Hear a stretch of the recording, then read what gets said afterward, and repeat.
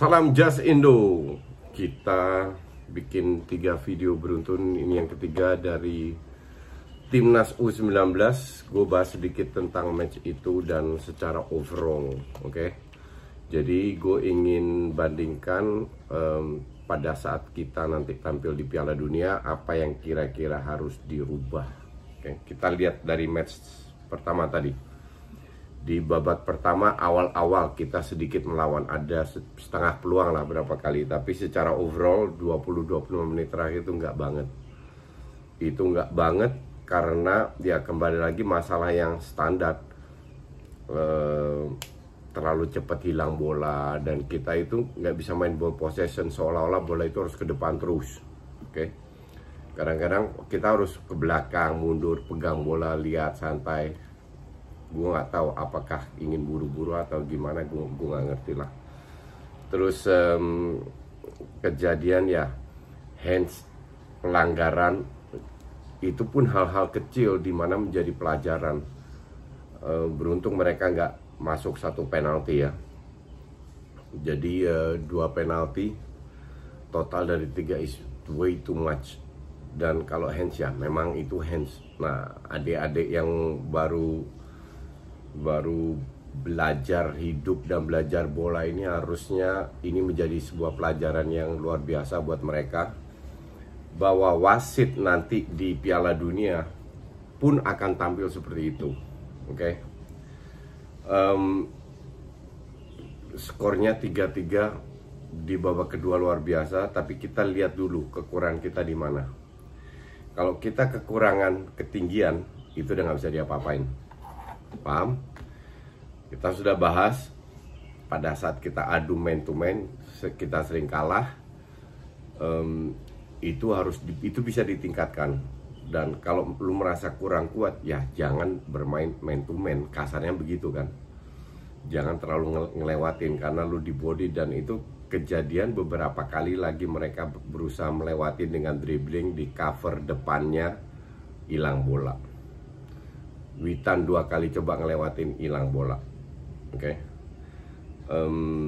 Itu kita harus pelajari. Nah, cuman yang bikin gue agak khawatir itu tahu apa? Sprint. Justru pemain kita di Liga 1 ya, di Liga 1 banyak banget kita punya pemain yang kencang banget. Tapi lawan Bulgaria, lawan Kroasia, berapa kali kita kalah sprint. Dan bahkan lawan Arab tadi ada berapa pemain kita kalah sprint. Justru ini senjata kita untuk melakukan counter. Oke. Kalau lu nggak bisa sprint, lu nggak akan bisa memanfaatkan sepertiga ruang di depan kiper di mana ditinggalkan oleh lawan pada saat mereka high defense. Nah, ini menjadi PR yang penting karena ini salah satu senjata kita.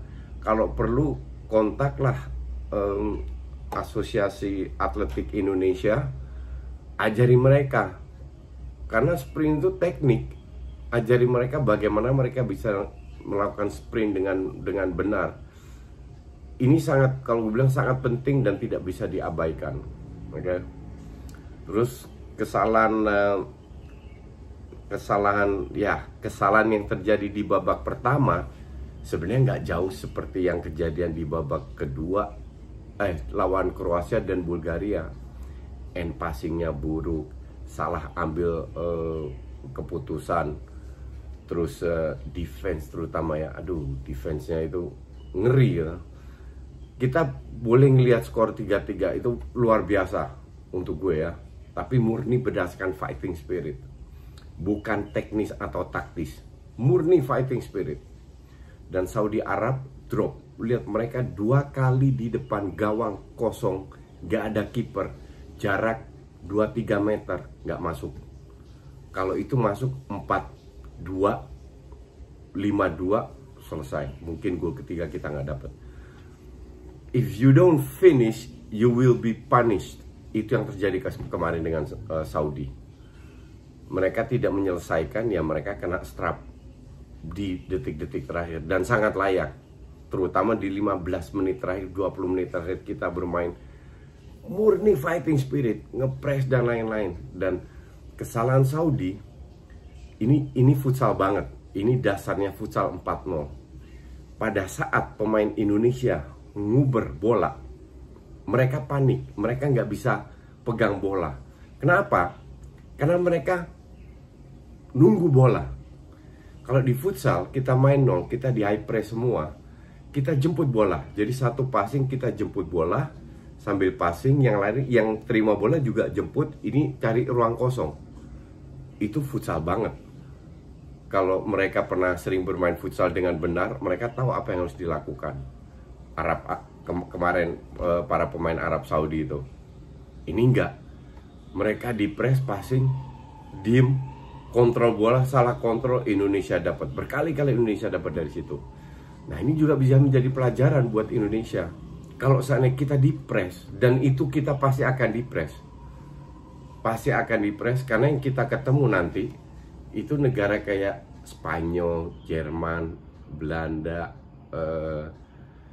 Italia, Argentina, Brasil, Pantai Gading, Nigeria, Ghana, yang youthnya itu bagus semua, yang fisik dari segala segi bisa menang. Tapi kita harus bisa lebih pintar lagi. Nah, itu juga salah satu kesalahan pada saat kita di press. Kita harus bisa keluar dari pressure, salah satu ya dengan jemput bola, tidak pasif dia menunggu bola. Oke, satu. Terus kedua, yang sangat sayang itu momen kalau kalian lihat gol ketiga kalau nggak salah ya, gol pertama passing ya, gol kedua kalau nggak salah, di mana si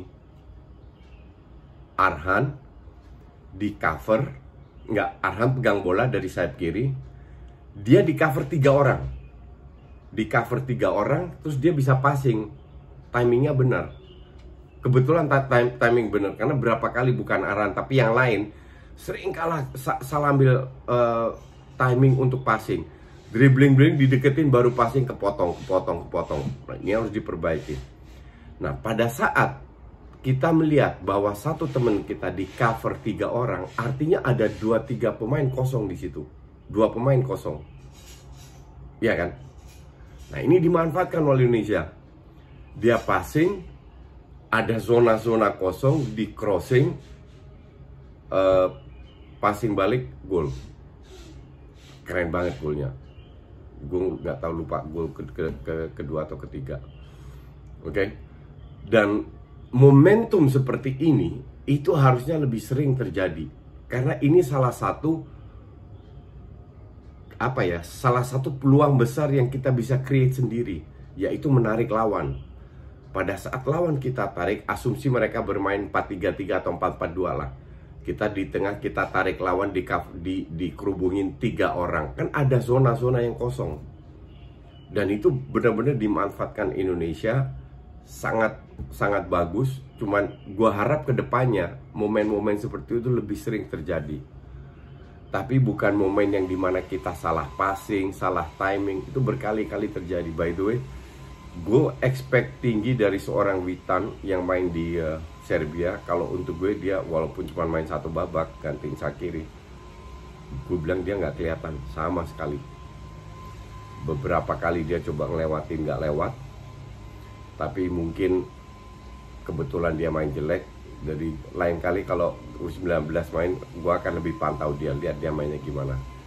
Jadi gue berharap justru pemain kayak siapa ya, kayak Beckham, brilian, main bekerja keras, tapi ada momennya, momen bagus, momen jelek. Arhan main cukup bagus. Center backnya gue siapa, itu bagus di gol pertama ya, yang dia potong, terus dia ikut ke depan, dia passing, yang kipernya blunder, kipernya Arab blunder, itu kan buat kiper harusnya, akhirnya jatuh ke pemain. Itu tuh berkat center backnya yang bisa mengintercept, dan itu harusnya lebih banyak terjadi lagi kalau menurut gue ya. Momen-momen seperti itu dalam sepak bola itu harus lebih kita manfaatkan, karena pada saat itu terjadi, defense dari lawan sedang tidak terorganisir. Istilah gue disorganized. Nah, pada saat defense lawan tidak terorganisir, kita manfaatkan. Yang gol pertama yang dipotong itu kan lawan dalam posisi untuk menyerang, ada 5-6 pemain di depan bola, akhirnya salah passing kita potong, tinggal 2-3 pemain, kita lakukan serangan yang akhirnya menjadi gol. Nah, momen-momen seperti itu di mana lawan lagi tidak terorganisir atau positioning dalam posisi menyerang, itu harus kita lebih banyak memanfaatkan, karena di situ peluang kita besar. Bukan pada saat mereka defense kita datang, di situ kita nyaris nggak dapat peluang. Satu, dan kedua, counter harus lebih cepat lagi. Kalau lu punya striker kayak nomor 29 yang masuk terus keluar lagi, dia cukup kuat untuk megang bola pemantul, tapi kan dia nggak bisa sprint kelihatan. Nah, kalau dia tidak bisa sprint, ya jangan, ibarat harus ada yang ngebantu. Ada di mana dia pegang bola, dia hold, dan itu keputusan yang benar, karena dia berharap kiri atau kanan datang, nggak ada yang datang, hilang peluang. Nah, kayak detail-detail seperti itu harus diperbaiki lagi. Dan juga seperti kuatkan fisik, sprint, dan lain-lain. Pada prinsipnya mereka sudah paham apa yang diinginkan oleh Sintayong, bermain direct, memanfaatkan ruang yang ada di tengah dan juga di sayap, sekali-sekali crossing, mengandalkan speednya masih kadang berhasil, kadang enggak, lebih sering kalah sprint. Tapi secara overall sudah kelihatan pola mainnya Sintayong kayak apa. Dengan 2 striker oke lah, 4-4-2 kali ini. Ini kan dia lagi bereksperimen ya. Jadi ya so far gue rasa dari 3 match ini kita belajar banyak sekali lawan Kroasia, terutama belakang dari sisi positioning sama koordinasi. Tahu kapan menjaga zona dan tahu kapan menjaga man to man. Ini butuh jam terbang. Nah, kita masih ada waktu untuk melakukan itu. Semoga ada perkembangan, karena itu penting sekali. Dan fighting spirit seperti 20 menit terakhir babak kedua itu harus diterapkan terus, konsisten. Setiap babak kedua aja, setengah jam terakhir atau 20 menit terakhir, 15 menit, fight habis-habisan. Kalau bisa sih 1 babak atau bahkan lebih baik 2 babak, tapi itu impossible, terlalu melelahkan. Ya, tapi at least itu harus ada di beberapa momentum di mana lawan lu menurun, di situ lu hajar. Ini juga sebuah pelajaran buat mereka. Oke, sukses selalu dengan U19. Kita ketemu lagi di Liga Inggris. Arsenal lawan Fulham dan Liverpool lawan Leeds. Gue akan bikin 2 review dari match itu. Thank you for watching.